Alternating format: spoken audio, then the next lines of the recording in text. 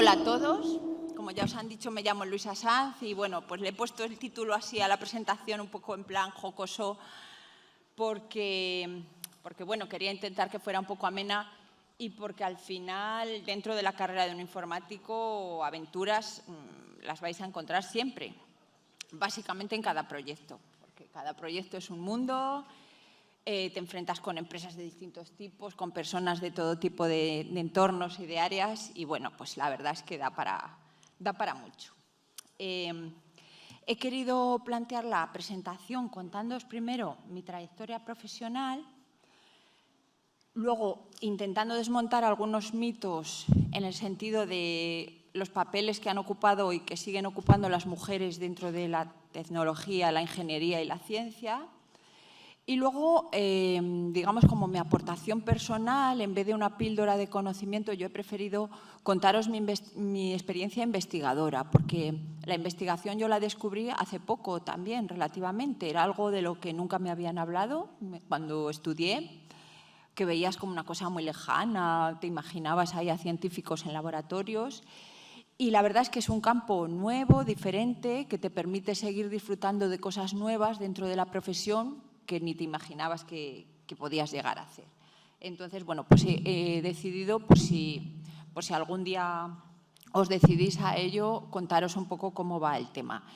Y como os decía, lo de contar mi trayectoria profesional, pues no tampoco es con un afán de protagonismo, sino que es más bien, si veis un poco los puntos, os voy a contar cómo fue mi formación académica y luego dónde he estado trabajando, porque creo que puede tener bastante paralelismo con lo que va a ser vuestra trayectoria profesional, ¿vale? A lo que os vais a enfrentar y lo que van a ser vuestras vidas. Y, hombre, pues hay muchas cosas con las que yo he tropezado y me he caído y, bueno, pues muchas veces si conocéis ya los problemas que os vais a encontrar, puede ser más fácil que les afrontéis y que vosotros no volváis a tropezar con la misma piedra. Entonces, mi intención es un poco contaros lo que se cuece en cada sitio y los problemas que se suelen tener para que vosotros tengáis una visión un poco más completa de la foto de lo que puede ser vuestra futura vida profesional. ¿Vale? Bueno, pues empiezo, como os decía, con la formación.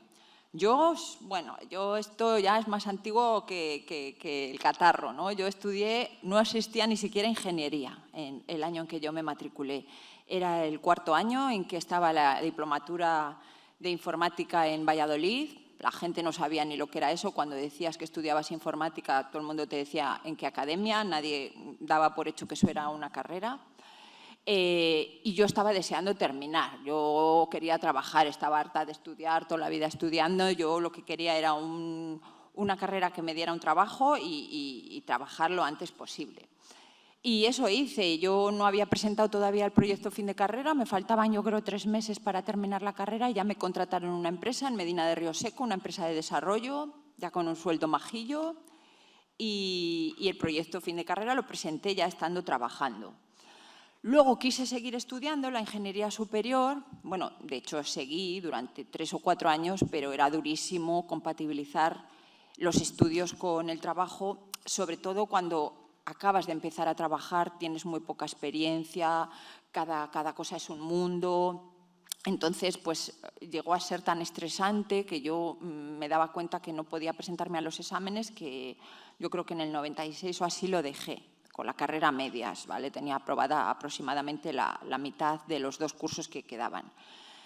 Pero luego te vas dando cuenta con el tiempo y con la vida que al final, cuanto mejor nivel académico tienes y mejor nivel de titulación, pues vas teniendo mejores condiciones laborales, etcétera. Entonces, pues bueno, también me planteé que cuando has elegido la informática como profesión, sabes que vas a tener que estudiar toda tu vida, porque todo el rato se actualizan las herramientas, las tecnologías, los paradigmas, los lenguajes, todo.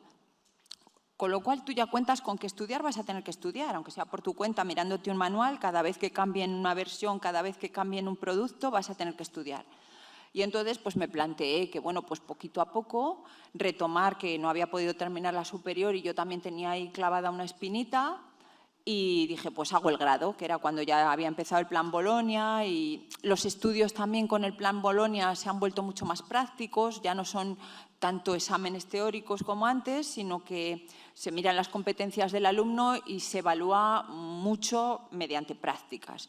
Y eso ya te permite compatibilizar más con el trabajo, porque ya no es tanto tener que ir a clase y luego empollar, aplicar los codos, sino la mayoría de las veces en la universidad se cubren las competencias sobre todo con prácticas, con trabajos prácticos y además hechos en grupo, cosa que es muy buena porque te enseña también a trabajar en grupo, que es otra cosa que en la empresa hay que hacer. Y que yo os contaré porque lo he vivido, que muchas veces los mayores problemas que hay en los proyectos a veces son problemas de coordinación, de comunicación entre los equipos que trabajan. Bueno, y así, pues en el año 2010, pues me decidí a volver. Mis amigos me decían que si estaba loca, que yo ya tenía un trabajo fijo, que qué hacía estudiando, pero bueno, sin prisa, igual que como cuando uno va al gimnasio. Pues al principio te cuesta, pero luego ya cuando te acostumbras a ir al gimnasio todos los días, pues si no vas parece que te sientes mal. Pues con los estudios es un poco igual. Tú vas estudiando a tu ritmo, compatibilizando con que tú ya ganas tu dinero, tienes tu independencia, ya no dependes de tus padres, etcétera. Lo digo porque al final, pues lo que os digo, económicamente y a nivel reconocimiento empresarial y todo, pues como siempre, pues existen los escalafones y uno al final quiere acabar llegando pues, a los mejores puestos, ¿no?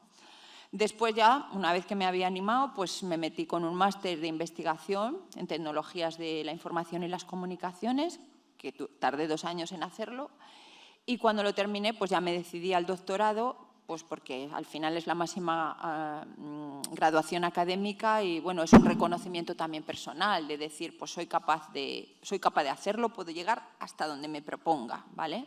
Y eso también es mucho el sentido de esta charla. Podéis llegar hasta donde os propongáis, con el tiempo que vosotros necesitéis y compatibilizando, como os decía, con trabajar, porque por suerte hemos elegido una profesión donde el paro es prácticamente inexistente. Yo, como os enseñaré luego, he estado dirigiendo equipos de IT y he contratado a muchísima gente de vuestros ciclos superiores, sobre todo del de aplicaciones multiplataforma, aplicaciones web y luego del de administración de sistemas también. En todos los sitios donde he estado, a los alumnos que hemos cogido de prácticas luego se han quedado en la empresa. Entonces, trabajo vais a tener, pero como os digo, hay tiempo para todo y se puede mejorar en la vida, pero ya no solo por un tema económico, sino por un tema personal, ¿no? de conocer cada vez más y de sentirte realizado. El primer sitio donde trabajé, pues fue una empresa, no es el sitio donde os he dicho antes que estaba mientras hacía el proyecto, porque en ese sitio solo duré 3 meses, porque luego me mandaron a Carrión de los Condes, que tenía 2 horas de viaje cada día, y lo dejé, y es donde pasé ya a esta empresa privada, que se dedicaba a la formación, pero que yo lo alternaba con dirigir y coordinar y analizar proyectos informáticos. Y en esta empresa estuve 16 años, sufrí muchísimo y acabé, pues mirad, pues casi convirtiéndome en una superwoman porque bueno, pues de entrar, digamos, sufriendo los hándicaps que sufrimos las mujeres en casi todos los entornos donde hay predominancia de hombres. Tengo que decir también que esos hándicaps o eso hacernos de menos a veces casi nunca viene por parte de compañeros de la profesión, es decir, dentro del grupo de los informáticos creo que todos tenemos bien claro que una chica o un chico pueden tener las mismas capacidades, etcétera, pero como tienes que hacer trabajos para empresas externas, pues muchas veces esas empresas externas, pues es que cuando llegas tú, llego a lo mejor con el conserje y se creen que el ingeniero es el conserje porque es chico. Y yo, como soy chica, pues soy la secretaria. Entonces, directamente eso suele pasar bastante. Bueno, hay que sobreponerse a ello. Muchas veces, a lo mejor, pues tus ideas las dices y nadie las hace caso y luego las dice un compañero y sí que hacen caso. Pero bueno, el tema es que hay que seguir ahí, hay que seguir demostrando que somos válidas, exactamente igual de válidas, pero sobre todo creérselo. Hay que desmontar algunos mitos y tener menos miedo a equivocarse. Las chicas nos equivocamos, pero es que los chicos también. Y lo que pasa es que las chicas tenemos mucho miedo de hacer el ridículo muchas veces porque tenemos esa tendencia a creer que somos menos listas o que valemos menos. No, mira. Los errores forman parte del aprendizaje y, bueno, pues hay gente más valiente o menos, pero que no pasa nada por equivocarse. Bueno, en esta empresa, como os dije, pues, os decía, pues fui profesora en muchas asignaturas. Principalmente mi especialidad son las bases de datos y el análisis. Y con el tiempo llegué a ser directora docente. Con el tiempo, digo, porque aun reconociendo mis jefas que yo era la más trabajadora y la más responsable y era la más antigua, cuando se fue el jefe de estudios, decidieron nombrar director docente a un compañero mío que ellas decían que era el más vago. Pero es que, claro, como era un chico, imponía más. Luego, cuando él por fin se fue, me nombraron a mí ya por fin directora docente y a la vez coordinadora de 4 carreras. O sea, tuve que hacerme cargo del trabajo de él y de otros 4 compañeros. Antes no me habían visto válida para eso, pero de repente era válida para multiplicar el trabajo por 5. Pero bueno, tuve la suerte que con varios grupos de alumnos pude coordinarles para hacer varios proyectos importantes en el ayuntamiento, en Iberdrola y en otras empresas. Entonces, en esta empresa estuve 16 años y la experiencia que gané fue muy grande. Pero, como os digo, sufrí el hándicap de que a veces no se te valoraba tanto por tu valía. Luego sí que es cierto que, como os digo, este compañero al que decían el vago, yo le hacía todo el trabajo y él fardaba de ello. Pero bueno, cuando eres joven muchas veces la inexperiencia y la inseguridad te hace tragar con estas cosas. Ahora ya con la edad que tengo, eso ya no me lo hacen. Y después pues me fui a los 16 años de estar ahí a una universidad privada, la Universidad Online Isabel I de Burgos. Y aquí pues fue un ascenso importante porque me nombraron decana de la Facultad de Ciencias y Tecnología, directora del grado en Informática y a la par me hicieron directora del área de TI. Hombre, el tema es que, claro, eran tantas cosas y tan poco sueldo, porque al final la empresa privada, bueno, sí, un poco más, pero no compensa. Quiero decir que en este caso yo prácticamente no vivía. Yo llegaba a mi casa todos los días a las 11 de la noche, no veía a mi hijo. Los fines de semana me llamaban todos los fines de semana, el mes de vacaciones, todo el mes de vacaciones. Existe un problema y es que los informáticos siempre trabajamos mucho en cualquier empresa, porque siempre hay mucho jaleo y siempre hay muchísimas cosas que se estropean. Pero encima, cuando lo que haces es una plataforma, el problema es que los jefes quieren servicio 24/7. Y cada vez que hay un mínimo incendio, que se cae una cosa o que tal, entonces, bueno, hay que aprender a delegar y hay que aprender a tener un equipo y a no sobrecargarse siempre de eso. Pero la verdad es que fue completamente inhumano el trabajo estos 6 años aquí. Pero claro, también por otra parte fue lo más enriquecedor, porque tuve que enfrentarme al reto de construir una plataforma tanto educativa como administrativa para una universidad online desde cero, con un equipo muy pequeño, que éramos, al principio éramos 6, llegamos yo creo el máximo a ser 14 personas. Como os digo, la mayoría proveniente de módulos de ciclos de grado superior, como el vuestro. Y bueno, pues lo que os comentaba, es un reto tan grande, te tienes que enfrentar a algo, un problema tan difícil que pues, aprendes y adquieres una experiencia enorme, ¿no? Y eso pues enriquece mucho, se sufre, pero enriquece. Y bueno, pues al final también tú vas viendo poco a poco qué deseas para ti y ya vas teniendo un currículum y un bagaje que te puede permitir acceder a ofertas de trabajo mejores. Eso siempre lo vais a tener y si alguno no tiene problemas en irse a Madrid o así, yo todos los compañeros que tengo que fueron a Madrid han ido escalando de un puesto a otro cada vez mejor, cada vez mejor, cada vez mejor. Pero para llegar a ese cada vez mejor, primero hay que tragar mucho y como os digo, en informática hay muchísimo trabajo. Y siempre nos tienen un poco, bueno, pues muchas veces como el chico para todo, ¿no? Y al final pues decidí que bueno, pues que quería que se reconocieran mejor mis derechos, que no me explotasen de esa forma, porque al final, como os digo, un sueldo de 2.000 euros, pues bueno, puede parecer mucho, pero si tú no tienes ni fines de semana, ni vacaciones, ni días de diario, es que no tienes vida, pues al final es que tampoco es tanto y ya os digo que, bueno, pues llega un momento en que valoras más otras cosas. Y entonces pues decidí abordar la tesis y descubrí lo que era la investigación, que yo nunca lo había sabido porque cuando estudiamos en la carrera, por ejemplo, no nos enseñan prácticamente nada de lo que es la investigación. A vosotros me imagino que menos. y lo tienes ahí como en una nube, ¿qué será esto? Señores con bata, laboratorios. Bueno, pues al final la investigación es una parte muy bonita que siempre está ahí, a la que vais a poder llegar. Os puede parecer algo difícil y lejano porque puedes pensar, bueno, pero es que los que investigan serán los más listos, los que más saben. Yo para poder inventar cosas nuevas en informática, fijaros cuánto me falta todavía para poder inventar cosas nuevas en informática. Pues no, no os creáis eso, es mucho más fácil que eso. La investigación, que como veremos más adelante es crear conocimiento, lo puedes crear dentro de tu campo o lo puedes crear en otros campos. Y lo bueno que tiene la informática es que es transversal. Entonces, tenemos la suerte de que podemos trabajar en el entorno que queramos, en medicina, en economía, en casi todas las partes necesitan de apoyo informático. Entonces, si empezáis con una investigación que sea multidisciplinar o transversal, tenéis abiertos todos los campos y entonces lo que hacéis es apoyar a ese campo para crear conocimiento en ese campo concreto. En la universidad pública, entonces, empecé con un contrato de investigadora predoctoral para realizar la tesis, que es lo bueno, que dices, bueno, es que claro, si la tesis tardó en hacerla 3 años y esos 3 años no cobro, bueno, pues la universidad pública tiene becas y además cada vez tiene más becas y además últimamente, en los últimos años, han aumentado considerablemente el importe de esas becas, porque antes se cobraba como unos 1.100 euros al mes, durante esos 4 años. Entonces, claro, 1.100 euros al mes, pues, hombre, estás viendo que por ahí hay ofertas que vas a ganar más, pues al final la gente coge y se va a trabajar a otros sitios.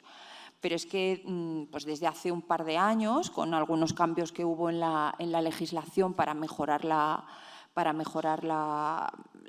dotes científicas y para invertir en ciencia, pues a los investigadores predoctorales nos subieron el sueldo, de manera que el primer año empezabas cobrando esos 1.100, pero va aumentando paulatinamente y el cuarto año ya cobras 1.600, que son netos, 500 euros más netos al año. Entonces, lo digo porque es una vía en la que si llegáis, pues bueno, pues ya estás dentro de la universidad contratado y toda la investigación que estás haciendo por la tesis la haces a través del contrato que tienes con la universidad.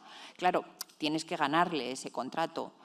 Me refiero a que se presentan varias personas y salen 200 becas, lo llaman becas. Pero normalmente casi todo el mundo que quiere hacerlo lo consigue, ¿vale? Es decir, los que se presentan, muy pocos se quedan fuera de tener un contrato dentro de informática. Claro, a lo mejor en historia me imagino que hay un montón de gente que termina la carrera, que quiere investigar y no tienen becas para todos. Pero en informática tenemos la suerte de que hay muy poca gente queriendo investigar. El año que yo me matriculé en la tesis fui la única persona que se matriculó en tesis de informática en Valladolid. Al año siguiente no se matriculó nadie. Y el año pasado ha salido una plaza de profesor que ha quedado desierta. ¿Por qué? Pues porque la mayoría de la gente que termina quiere trabajar rápido, encuentra, como os digo, ofertas de empleo con un sueldo más o menos razonable y no se quieren quedar en la uni.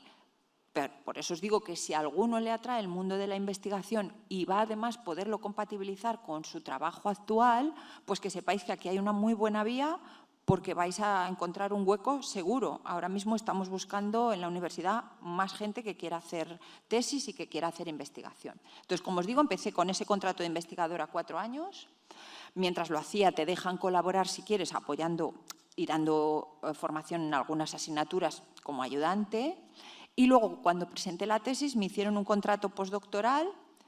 Y ahora lo que estoy es a la espera de cuando salgan plazas de profesores poder acceder a ellas. Como os digo, el año pasado no pude porque todavía no tenía el título, pero quedó desierta. Es decir, ahí hay hueco, ahí hay sitio para vosotros, ¿vale? Y bueno, pues ahora la parte está de desmontando mitos, ya lo he contado, pero bueno, se suele decir a veces o se suele decir no es que se diga, porque explícitamente sería muy feo decirlo, pero es que muchas mujeres lo tienen interiorizado. Ay, yo no hago ingeniería, que eso es muy difícil, eso es para chicos. Uy, es que eso es de número, yo es muy...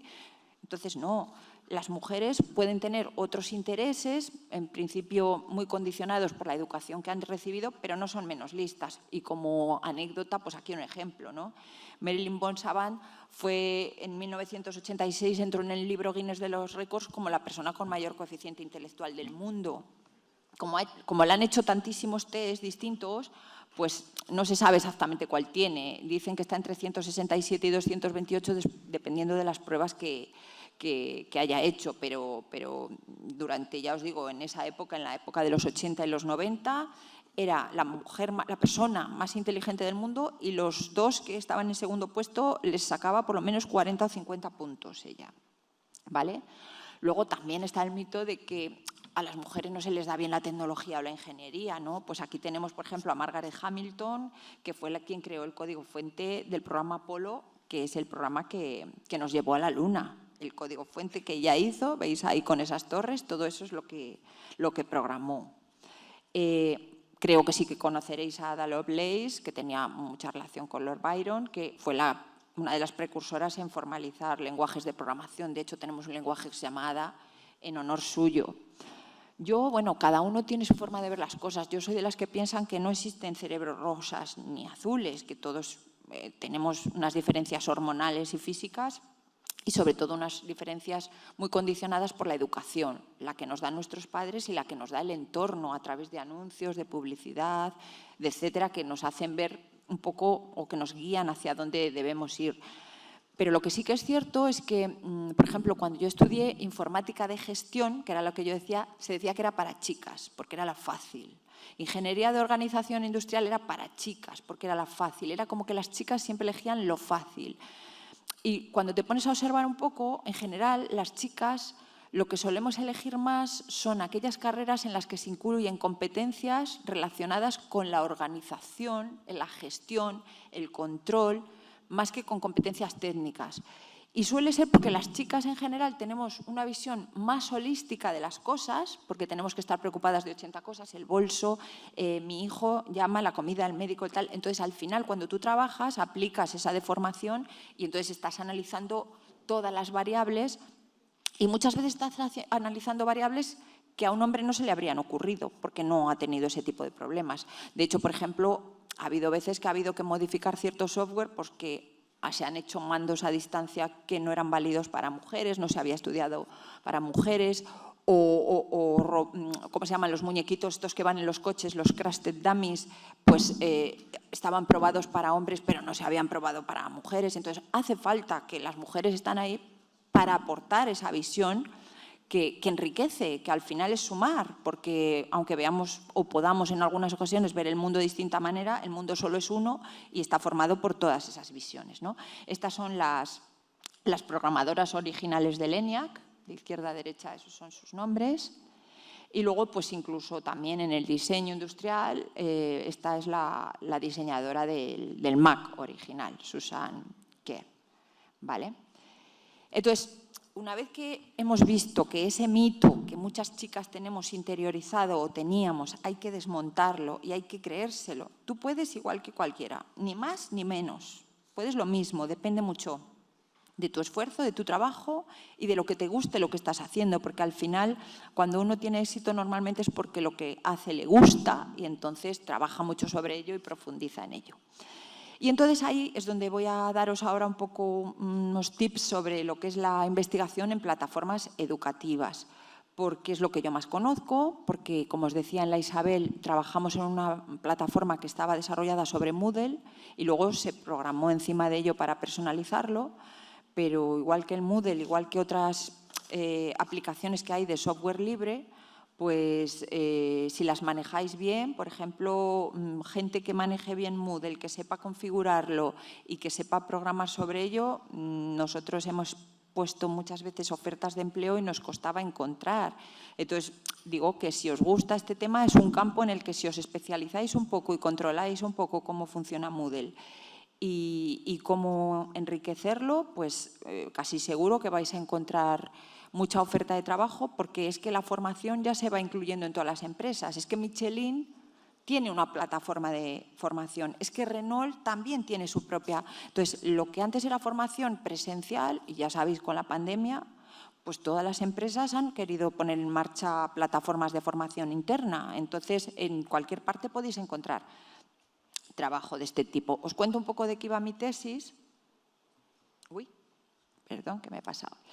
Digamos que esto sería la motivación que me llevó a mí a la tesis. ¿Sabéis lo que son los cursos MOOC? Los Massive Open Online Courses, son cursos abiertos masivos en línea, que son normalmente gratuitos, que los ofrecen las universidades de todo el mundo. Entonces tú te puedes matricular perfectamente en un curso del MIT o de Stanford o de cualquier universidad importante, y a lo mejor un curso de 5 o 7 semanas gratuito de Python. Yo he hecho unos cuantos de programación en Stanford y en todos estos sitios. Entonces, claro, se matriculan a lo mejor 70.000 alumnos de golpe. Son cursos que tienen que ir en una plataforma específica. Moodle ya no lo aguanta, entonces suele ser sobre OpenEDX, Coursera. Con Moodle se puede hacer algo, depende más del servidor que de lo que es la propia herramienta. Pero bueno, yo concretamente trabajé sobre una plataforma que se llama Canvas Network.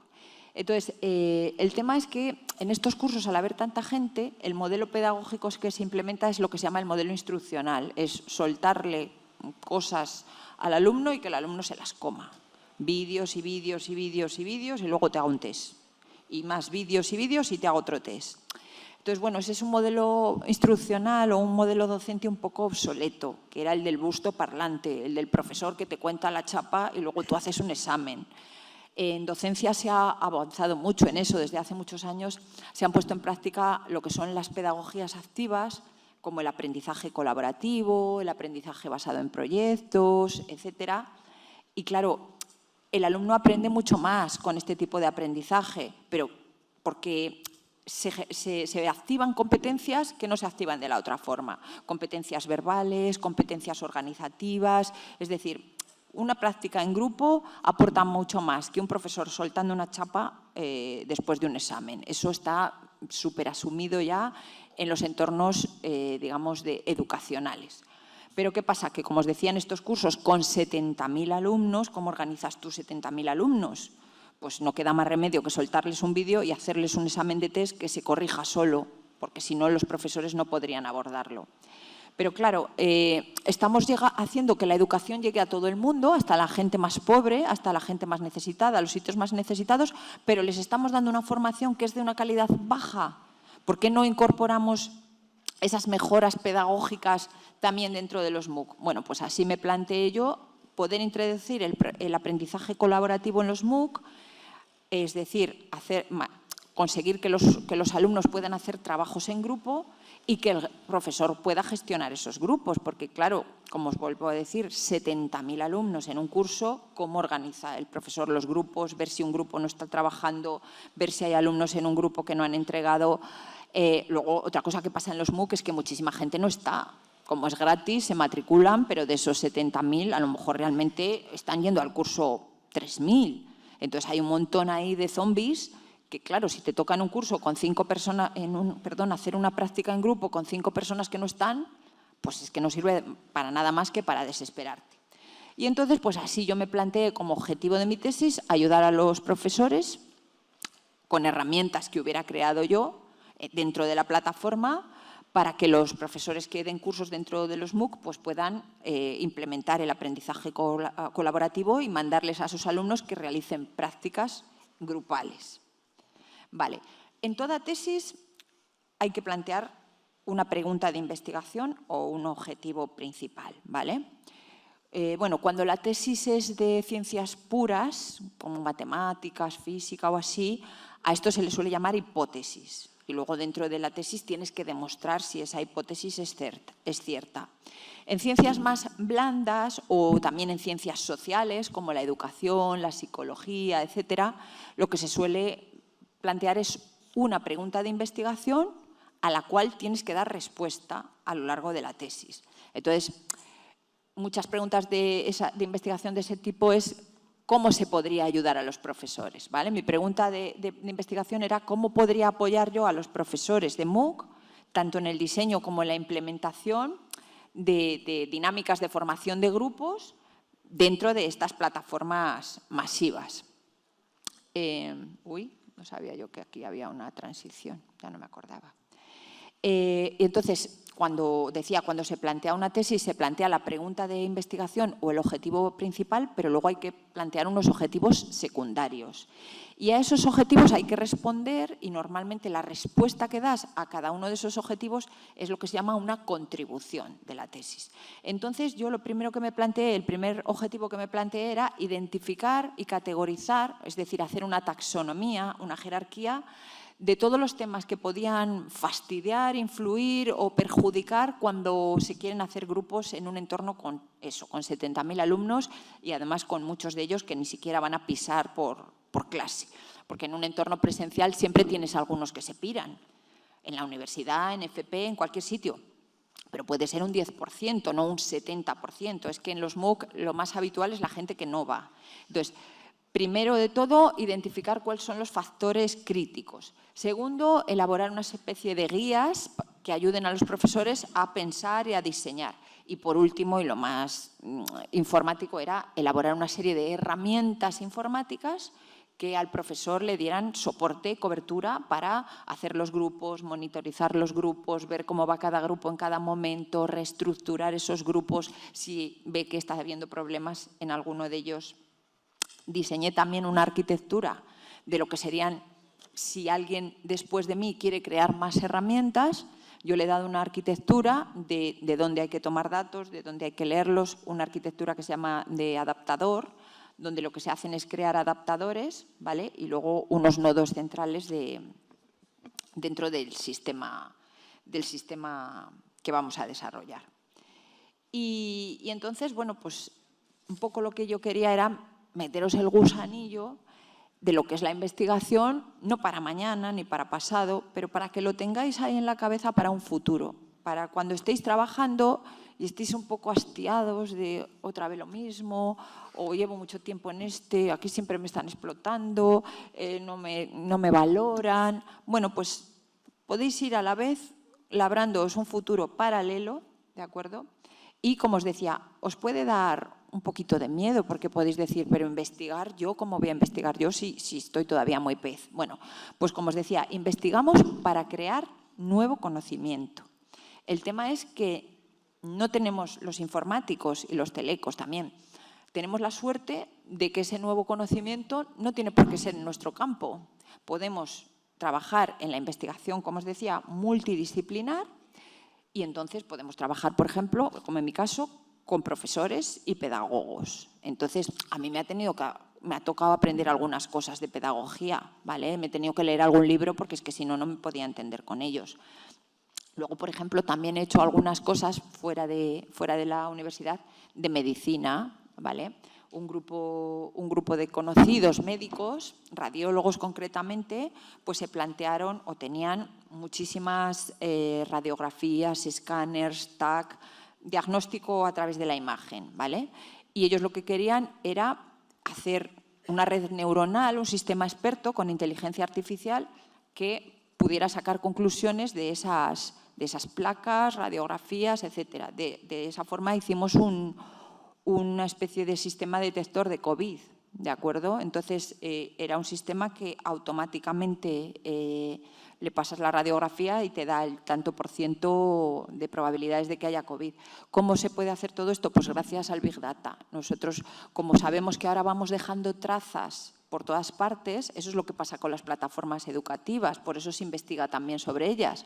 Porque mientras que si yo doy una clase con 40 alumnos, os tengo a vosotros ahora aquí 100 personas, yo no sé nada de lo que estáis haciendo, lo que estáis pensando, lo que estáis atendiendo.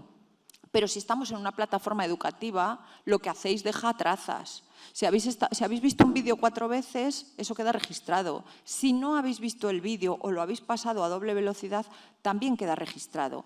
Entonces, todos esos datos que vamos dejando por donde quiera que vamos, al final configuran eso que llamamos el Big Data, en el que se puede hacer una minería y entonces se pueden extraer muchísimas conclusiones. Y entonces nos necesitan en todas partes, en cualquier entorno nos necesitan para poder sacar adelante esa investigación que, como os digo, los médicos solos no pueden.